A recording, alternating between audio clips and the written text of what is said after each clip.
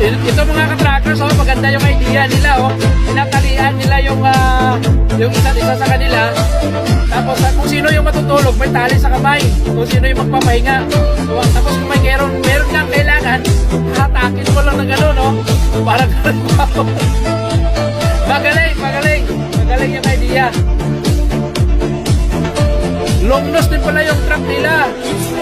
Iwan ko kung sa Korea ba ito. Ayan, hinahatak na naman, oh. Sa Korea ba to? Sa China? Maganda. Maganda yung idea nila mga asawa.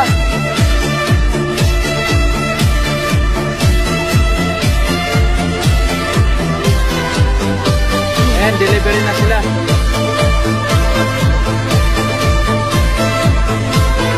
Aba, madali.